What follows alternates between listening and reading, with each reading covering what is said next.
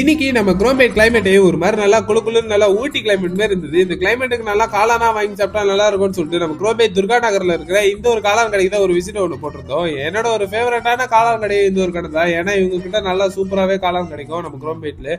அதுவும் இல்லாமல் இவங்க கிட்ட நல்லா வாழை இலையில போட்டு தரதுனால இன்னும் செம டேஸ்டாவே இருக்கும் காளான். நாங்கள் ஒரு 2 காளான் ஆர்டர் பண்ணியிருந்தோம். நம்ம நண்பரும் வாங்கி சாப்பிட்டுட்டு நல்லா இருக்குன்னாரு. அப்புறம் இந்த கூலிங்கான கிளைமேட்டுக்கு இந்த சுட சுட இருக்கிற காளான் எடுத்து சாப்பிட்றது ஒரு தனி சுகம். ஏன்னா அப்படி ஒரு டேஸ்டா இருக்கும். அப்புறம் நாங்களும் சாப்பிட்டுட்டு இருந்தோம். அப்புறம் நம்ம நண்பர் வேற இந்த காளான் கிளறிட்டு இருந்தாரு. டக்குனு எடுத்து மூக்குல வைக்கிறாரு. கேட்டோம்னா காளானோட வாசனையை மூந்து பாக்குறேன்டா அப்படின்னா அட மண்டலே வாங்கவே ஒழுங்கா சாப்பிட்றா அப்படின்னு சொன்னதுக்கு அப்புறம் அப்படியே பேசிக்கிட்டே கொஞ்ச நேரம் சாப்பிட்டுக்கிட்டே இருந்தோம்.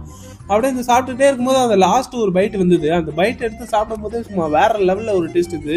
சரி அப்படியே சாப்பிட்டுட்டு நாங்கள் ஒரு எம்ஐடி பிரிட்ஜுக்கு போகலாம்னு சொல்லிட்டு கிளம்பி போயிட்டோம். ஏன்னா அங்கிருந்து பார்க்கும்போது குரோம்பேட்டோட வியூ தெரியும். சும்மா அருமையா இருந்தது இந்த கிளைமேட்டுக்கும். அதுக்கும் உங்களுக்கு குரோம்பேட் பிடிக்குன்னா மறக்காம கமெண்ட் செக்ஷன்ல குரோம்பேட் கமெண்ட் பண்ணிருங்க.